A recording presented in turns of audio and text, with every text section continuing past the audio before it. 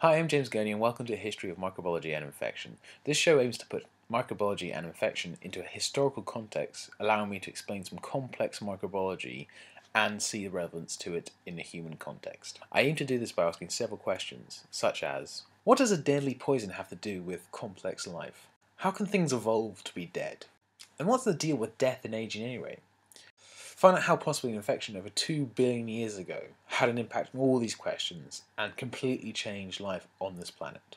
Size is an important issue in itself.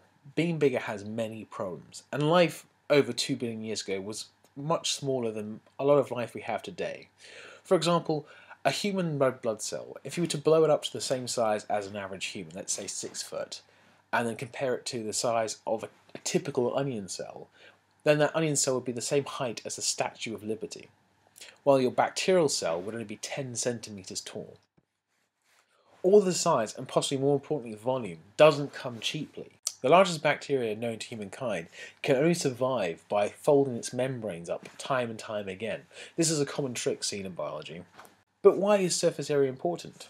Well, life has this trick to generate energy, where it changes the electrical current over its membrane, and this allows it to drive the production of adenosine triphosphate, or ATP for short. The cell pumps charged particles out of its membrane, and these are allowed to trickle back in through, driving the production of ATP via sort of like a water wheel. You've got to think of it as like a hydroelectric power station. The cell pumps out these protons out of the cell and then opens the floodgates, and because there's a massive difference in electrical current, they all come flooding in, and as they come flooding in, they actually drive these little tiny motors that make adenosine triphosphate. Our cells do a similar trick where they take glucose, or the food you eat, and strip off some electrons and then pass it on to oxygen, and by doing this they can change the proton gradient across their membranes and make ATP. I say our cells, but that's not strictly true. We have a little bit of help from some bizarre bacteria. We have to go back to 2.1 billion years ago to find out why. This is the infection of cells by mitochondria. Now, some of you may well know that mitochondria are a bit weird. They're not strictly alive, but they were once. This must be one of the few times where evolution's actually favoured extinction as a means of survival. This just shows you that evolution isn't a process that thinks ahead and tries to save the species from extinction. It only cares about the genetic replication unit, the gene. And if it can do that replication without caring about whether it's alive or not, all the better to it. So mitochondria act as our proxy for extending and folding over our surface membrane. They're little power production cells inside each of your cells, but they're not strictly part of us. They're symbiotic bacteria that somewhere along the time, 2 billion years ago, came together with another free-living bacteria, and the two of them somehow became symbiotic. And some people might argue that maybe the original cell was actually eukaryotic, and then a prokaryotic bacteria came inside it, and that's how the symbiosis started. But I don't think you could have a nucleus without the energy derived from the production from the mitochondria. This is because to hold on to your DNA, just to be able to replicate all the DNA you have in each one of your cells, requires a lot of energy. But because you've got excess energy being produced by these mitochondria, you can store so much more genetic information and become far more complex than a single bacteria could. So about 2.5 billion years ago, another bacteria learned a really cool trick. It learned how to take CO2 and turn it into energy. Now, we all know this as what plants do, photosynthesis. But it was discovered by a bacteria called a cyanobacteria. And this made an excellent byproduct called oxygen.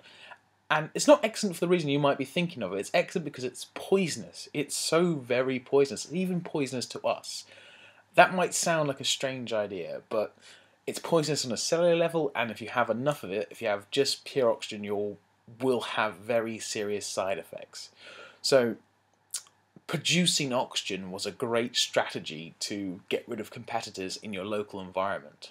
During this time 2.5 billion years ago, the Earth literally rusted as the oxygen level increased from a very low level up to 35%. It currently is around 22% today.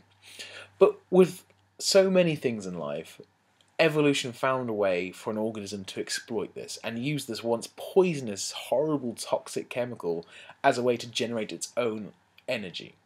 But the story goes deeper than that, because although our mitochondria can use oxygen to produce energy for us, it still is poisonous, and during the process of making our energy, sometimes they release free radicals, which interact with so many things, but most importantly to you, they interact with your DNA and can cause mutations, and all sorts of horrible things can happen, which might lead up to you aging.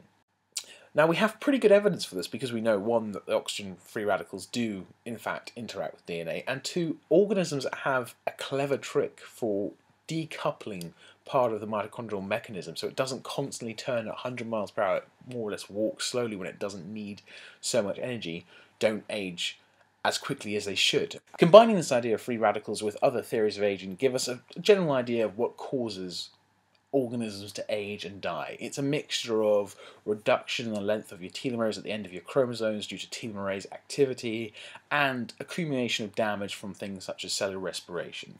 So one, you have mitochondria to thank for just actually being alive in the first place, but you also have to thank them for your eventual demise as well. So why am I including this in a history of infection? It doesn't really sound like an infection. Well, although it's worked out quite well for us eukaryotes now with, all this life you can actually physically see, all of it having mitochondria in it at some point, it probably didn't start off that nice.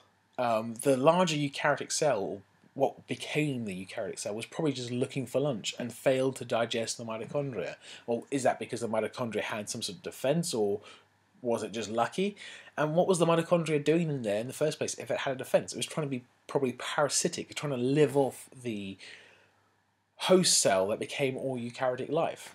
I must say, some eukaryotes don't have mitochondria, and there's a bit of a debate whether or not they had them and lost them or never had them. It's a bit academic to get into, so I won't bother. So that's a quick little rundown on one of the first infections changing history of all life on this planet. In future episodes, we'll be focusing more on human infections because they're more interesting, because we are humans, I hope.